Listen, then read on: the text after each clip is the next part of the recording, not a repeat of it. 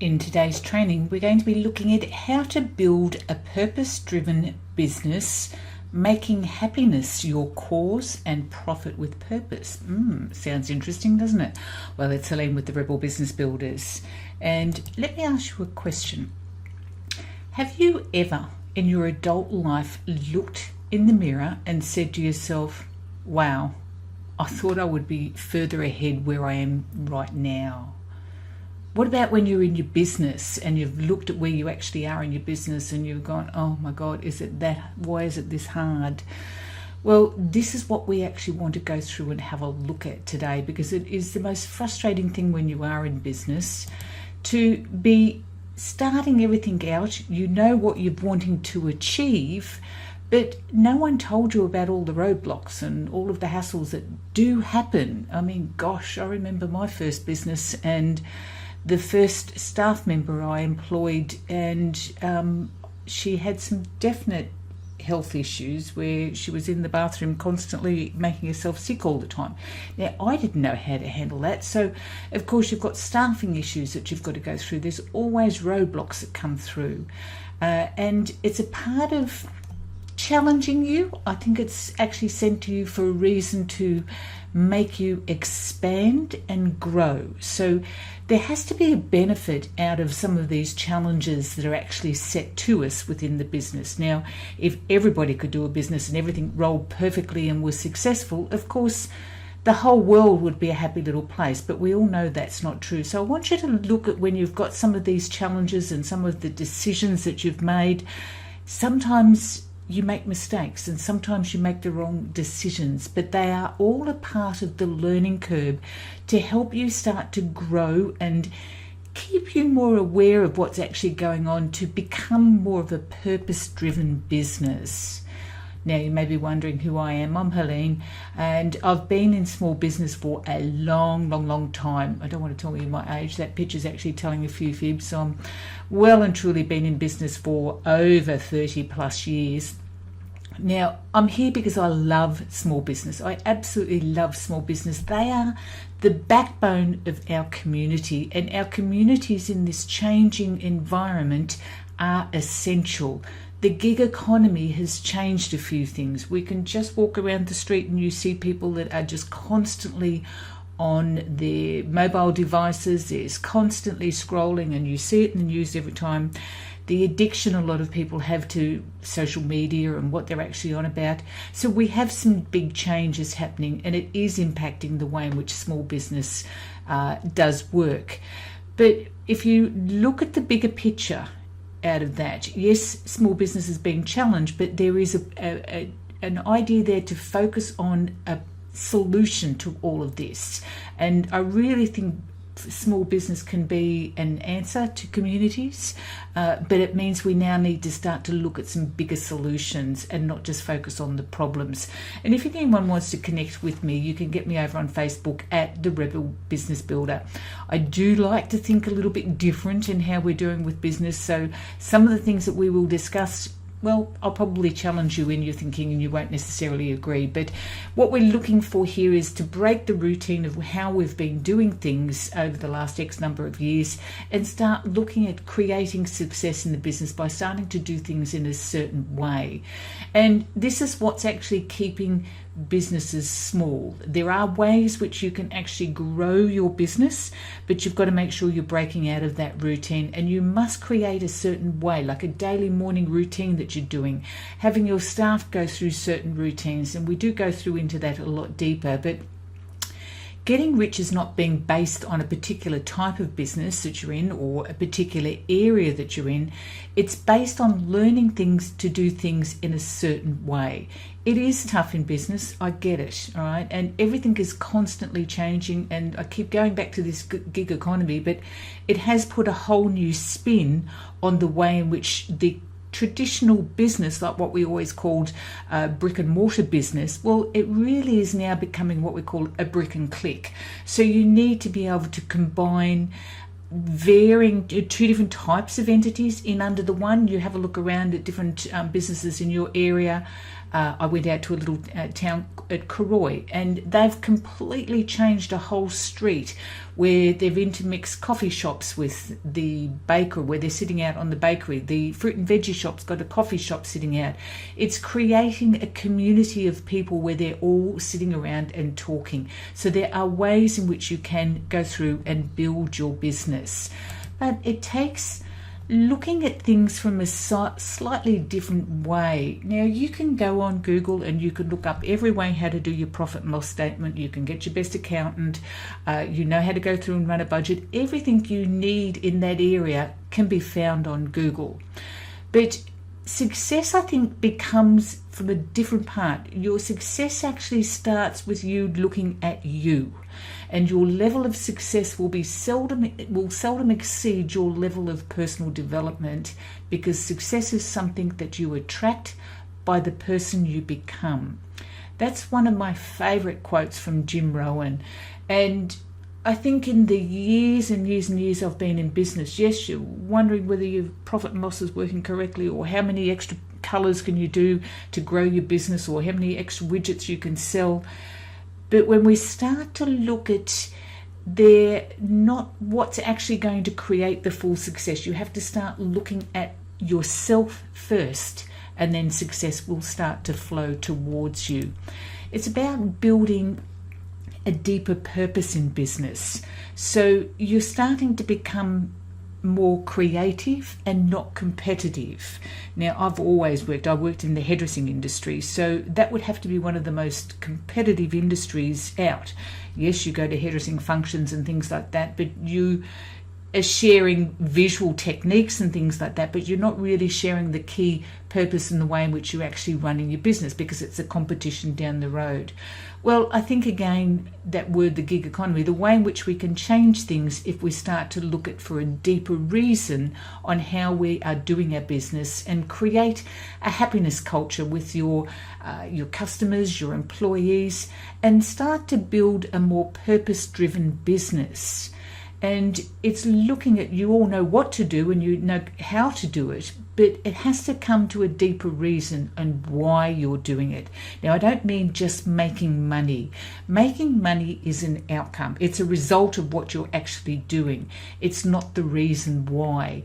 Now, for example, what do I mean by that? Well, I think your staff and you need to have a different vision, a deeper reason, a heartfelt centered reason on what you're doing. I know with one of the direct sales companies that I was working with, they actually introduced me to A21, which is an organisation which is working to stop on human trafficking and the most horrendous things of what's been happening in that area there. So if you've got a deeper purpose that you can work with, and I'm working with a group now that happiness is their cause, and it's actually empowering women to start to step up and create a life for themselves. So there's a different level of conversation going on. It's not just about the product that you're selling, it's about the stories that you're creating and the vision that you're giving your community.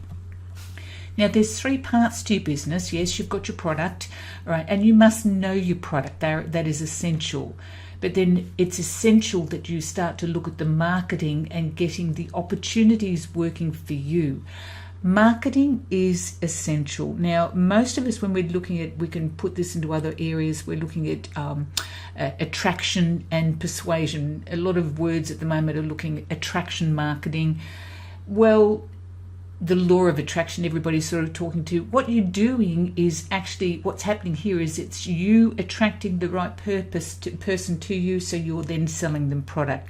In all honesty, it's actually persuasion and it's marketing. So it's something that we need to get over and start using those words. They are essential. But number 3 is the key part to your business, and that's you. You're the only variable. So if you're looking in your area now and you're seeing one business that's successful, but then there's 99 that are not, the only variable is you. So what causes one person to earn 10 times more money than the other? Well, it's not the product and it's not the marketing, it's actually you. And boy, did I learn that game when I did a little stint with network marketing for a while, and boy, that well and truly taught me that story there. So it's definitely not how good your product is or how clever you are at marketing, it's you. You're the one that's going to make the difference to your business.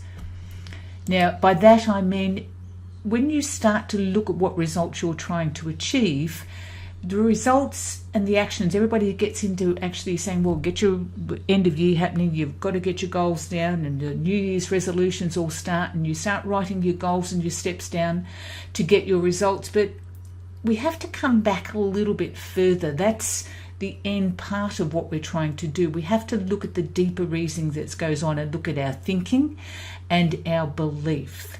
You're not going to achieve your goals if you've written something down, like in the first statement said, you've written those goals down, but then all of a sudden they're still not happening 12 months, 3 months later, 6 months later, 12 months later, they're still not there. You have to come back and look at what's actually happening there. And it starts with your thought and your belief.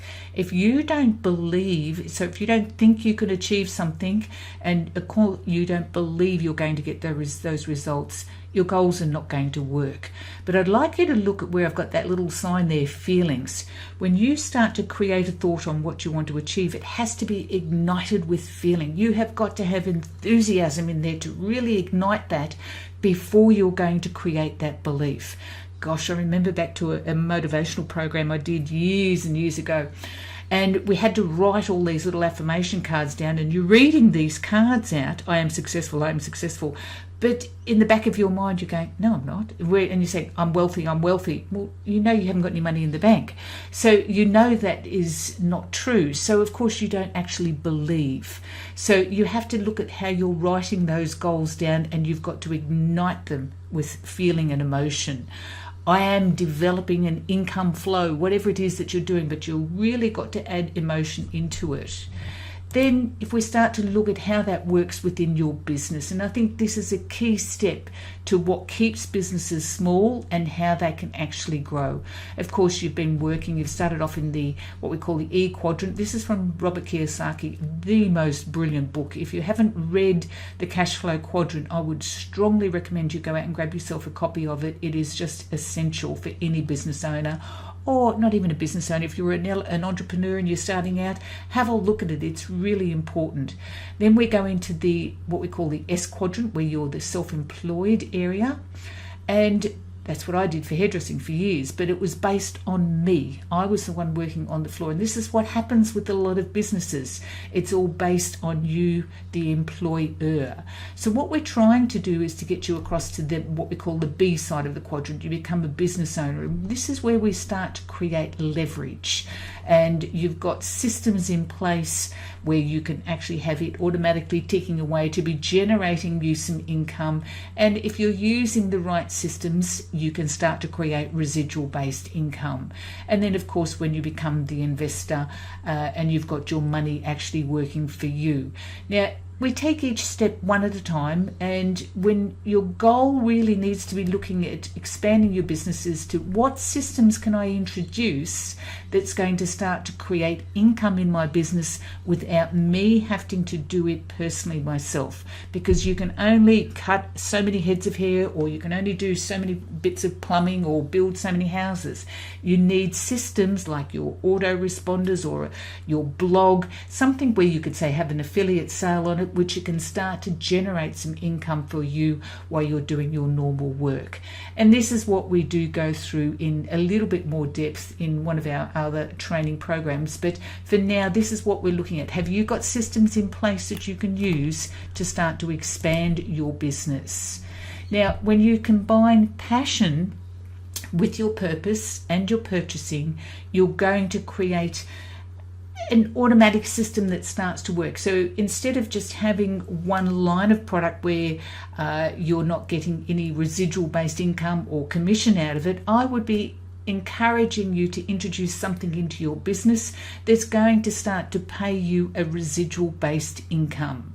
I mean, for years and years and years, I've worked with shampoos and conditioners and worked with different hairdressing companies, but I would be well and truly trying to find something that does not interfere with your business and it's not in conflict with your business, but will complement your business, but pays you a residual based income.